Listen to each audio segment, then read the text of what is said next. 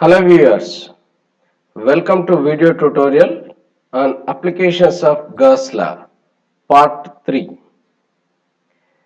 Specifically, surface charge distribution is covered in this video tutorial. I am Dr. P. Ramakrishna, Assistant Professor of Physics, Government Degree College, Kamareddy. In this video tutorial, electric field intensity at different points due to surface charge distribution or plane of charge is discussed thoroughly. This part of applications of Gauss law, specifically surface charge distribution, forms part of electrostatics chapter in electromagnetic theory paper of BSc Physics syllabus. Before discussing our topic, let us have a quick recap of what we have learned in the previous tutorials. The important thing is Gauss law. Since we are reading the applications, we first recollect Gauss law. Statement of Gauss law is given by total normal flux coming out of any closed surface area is equal to 1 by epsilon naught times total charge enclosed within that surface. Mathematically, it can be expressed as phi E is equal to total surface integral of E dot ds, which is equal to q by epsilon naught. We also discussed the proof of Gauss law. After proof of Gauss law, we discuss applications. In part 1, we discussed about spherical charge distribution, or simply it can be said as sphere. In the part 2, we discussed cylindrical charge distribution, or it can also be said as linear charge distribution. In each of these two cases, we come across three different cases. They are our point of observation outside the distribution, capital R, small r greater than capital R. Second case is on the boundary of the distribution, that is small r equal to capital R. Third one, within the boundary, that is small r less than capital R.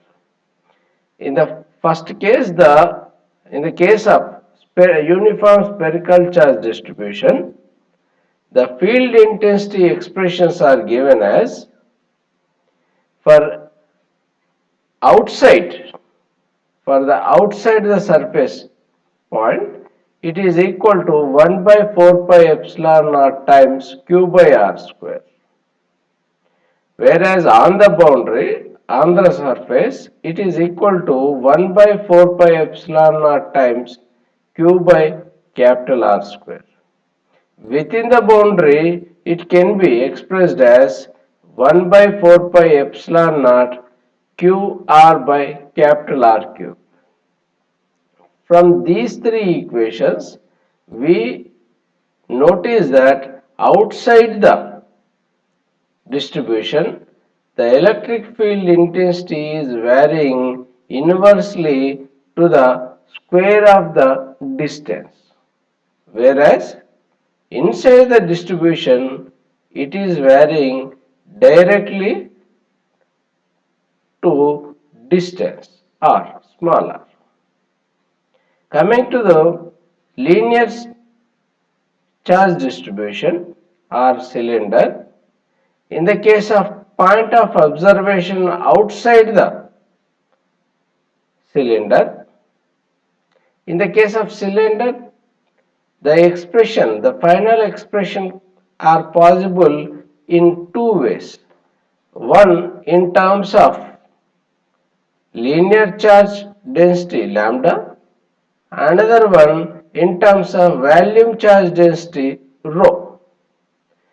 When the point of observation is outside the distribution, the electric field intensity is given by lambda by 2 pi epsilon naught r.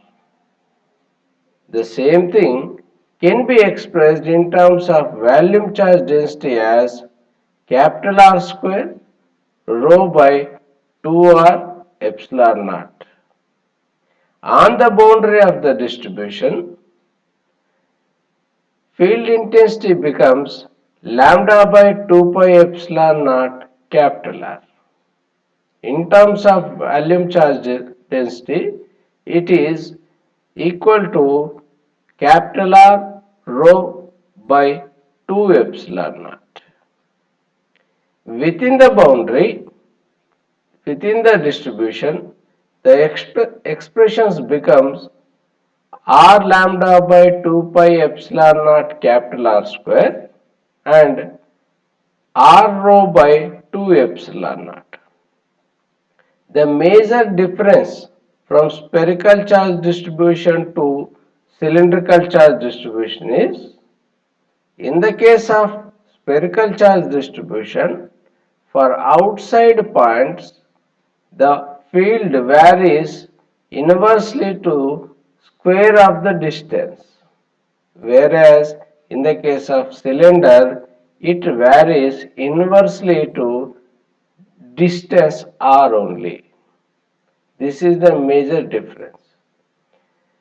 Now, after discussing these two applications, sphere and cylindrical, we will move on to next application, that is surface charge distribution, or it can also be said as infinite sheet of charge or plane of charge.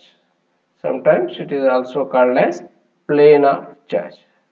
Let us assume an infinite sheet of charge as shown in figure. Here it is assumed that positive charge is spread on the surface of the plane on both sides.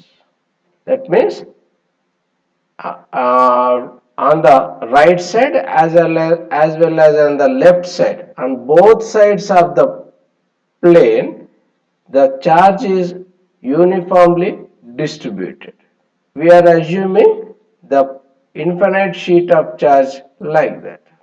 Now, in this case, let us find out electric field intensity at some point as shown in figure. Let us suppose that this is the point where we would like to compute the electric field intensity. Let the distance of this point be small r. We are well aware that to find out electric field intensity, we need to construct a Gaussian surface.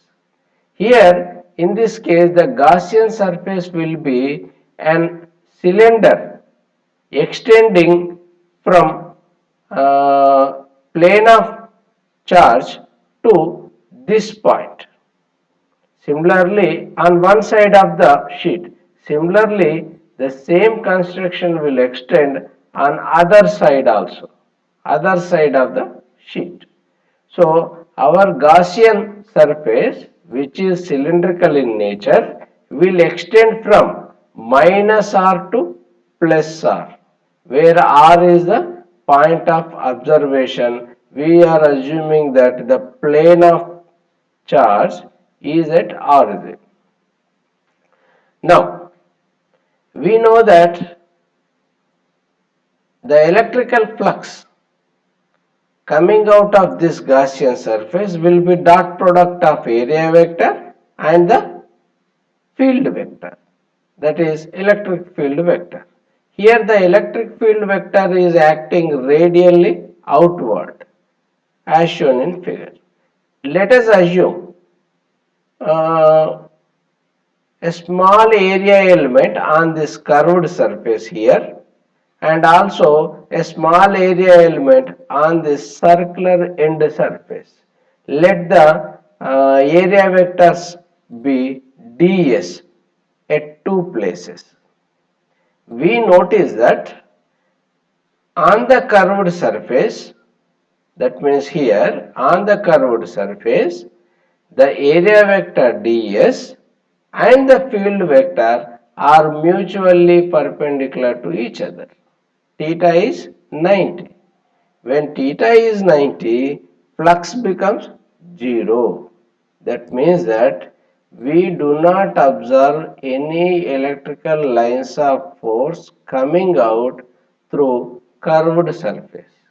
They will come out only through these circular ends on the right side from this circular end. Similarly, on the left side of plane of sheet, we will observe flux lines coming from this area. So, from entire Gaussian surface, entire cylindrical Gaussian surface, the flux lines will be observed only from circular end surfaces. No flux will be flowing out through the curved surface. If we compute the flux, let us also assume that in order to compute the flux, we need to have this area of cross section. Let us assume that the area of cross section of this cylinder is capital A, and also the surface charge density of this plane sheet is sigma. Surface charge density is sigma, and the area of cross section of this Gaussian cylinder is capital A. Now, in our case, the total flux will be equal to summation of flux coming from this right circular surface on the right plus the flux coming out from this circular surface present on the left side. So, in both the cases, the flux will be equal to E multiplied by A. So, the total flux becomes EA plus EA, which is equal to 2 times of EA, where E stands for electric field intensity and A is the area of cross section of this Gaussian surface. Now, our intention is to find out the electric field intensity. Our intention is to find out the electric field intensity. Electric field intensity is derived from Gauss law. Now let us apply Gauss law and derive electric field intensity. Same figure will continue. Since the surface charge density is sigma, the total charge present on the cylindrical area will be equal to sigma times A. That means here in this cylindrical area, the total charge present will be equal to sigma multiplied by this area of cross section, which is capital A. So Q is equal to sigma times A. If we write it in terms of Gauss law, the expression would be 2EA is equal to sigma A by epsilon naught. A will cancel out on both sides, and on rearranging the terms, we get E is equal to sigma by 2 epsilon naught. This is the equation for electric field intensity due to plane of charge or surface charge distribution.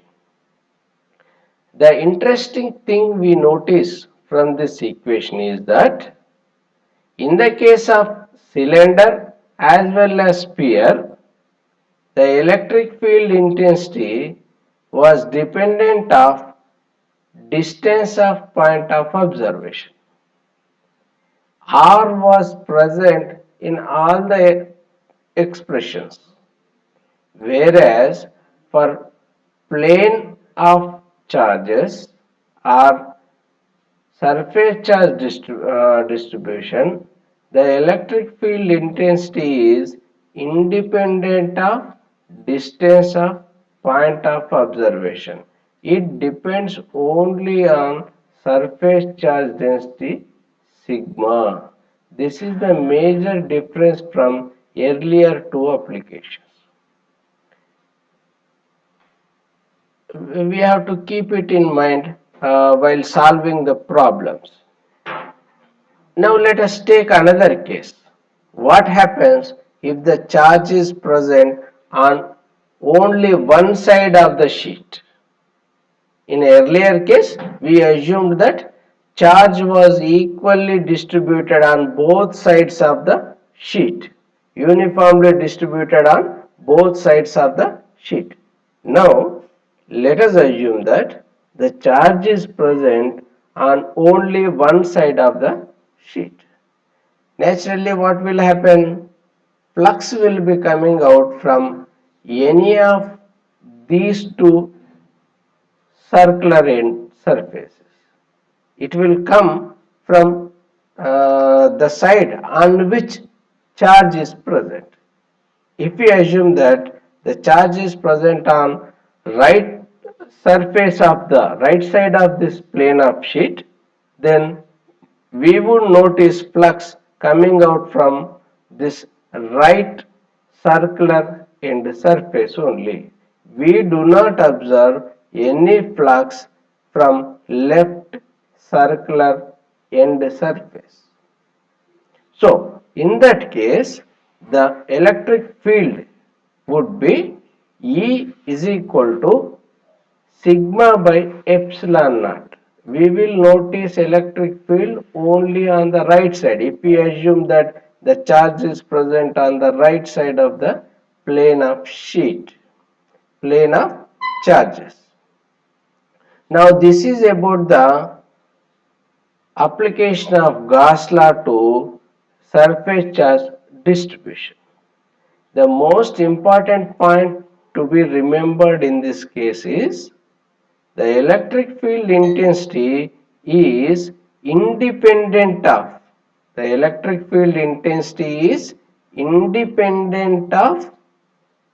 distance of point of observation. It depends only on surface charge density. Now let us see some of numerical problems on this topic. The first numerical problem is a particle of mass 2 milligram is kept over a large horizontal sheet of charge density plus 5 microcoulomb per meter square. How much charge should be given to this particle so that it floats on the sheet? From this question, if we draw the figure, it will be like this. Let us assume that this is the plane of charges. This is the plane of charges. Since it is given that the linear charge density is plus 5, here we have shown all plus charges. Now, from this sheet, there is a point here above the sheet of charges. There is a particle of mass 2 milligram which is floating on this surface. Now here the question is, how much charge should be given to this particle so that it will levitate over this plane of charges, sheet of charges. That means it will remain stationary above this plane of charges.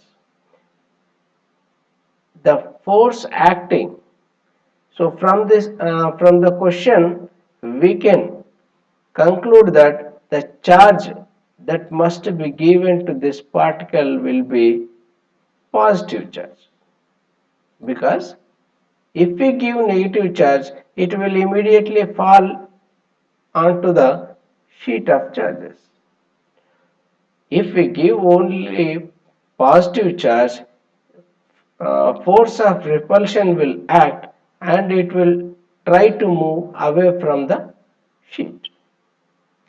Since it has got some weight, the upward force will be balanced by its weight. Now we have to give the charge in such a way that the force, the upward thrust due to electrical repulsion is balanced by its weight. In order to solve this problem, first let us find out the electric field intensity at this point, that is at particle. We know that the electric field intensity due to plane of charges is given by sigma by 2 epsilon naught. Here the sigma value is 5 microcoulomb per meter square. If we substitute the value of epsilon naught is 8.85 into 10 to the power of minus 12. If we compute this, we will get the value 2.83 times 10 raised to 5 Newton per coulomb. Now, in this electric field, we are placing a positive charge.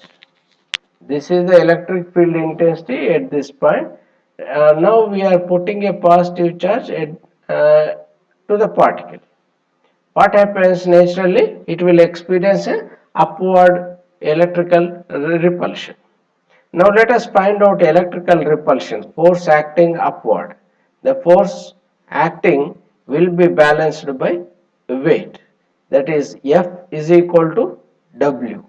F is given by Q E and W is given by mg.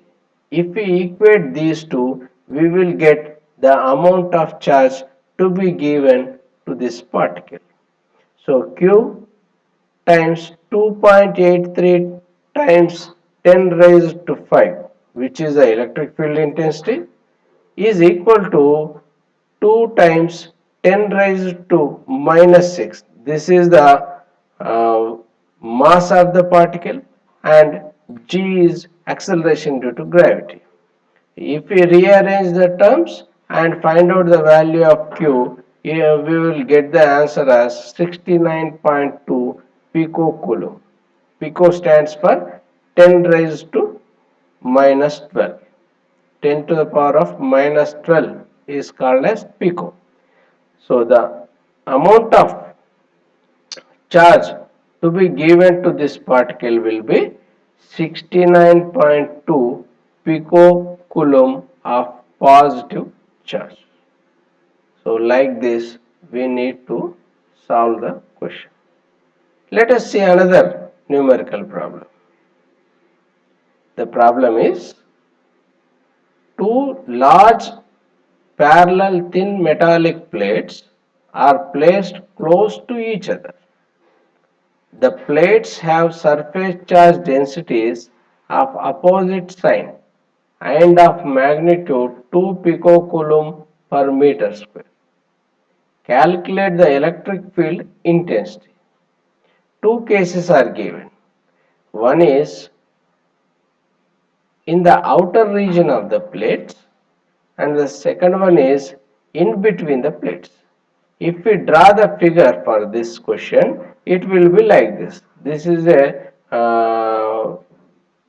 metallic plate with positive charge and this is a metallic plate with negative charge. We know that the electric field due to this left side plate will be acting radially outward away from the sheet. Similarly, for the other sheet, it will be into the sheet. So, in the two cases, the two electric fields at any point will be acting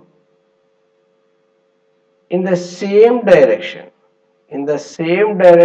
inside the two plates, whereas outside the plates, in the region outside the plates, the two electric fields will act in opposite direction.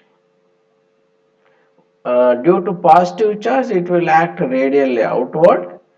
Due to negative charge, it will act radially inward.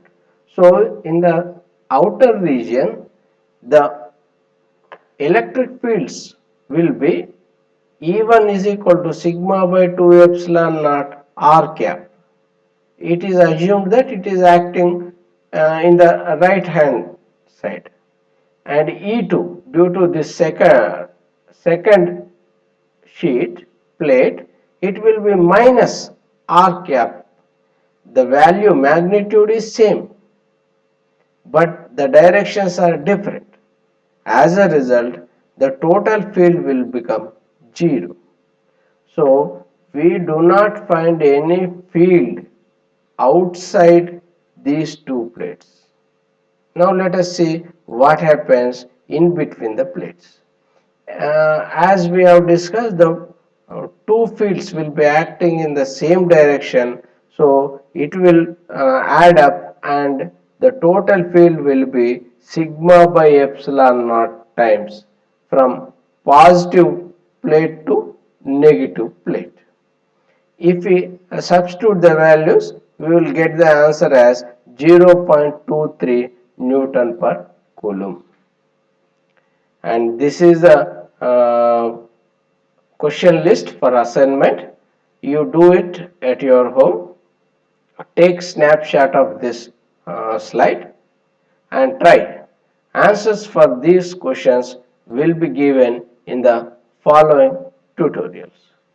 Thank you for watching this tutorial. Keep on watching our tutorials.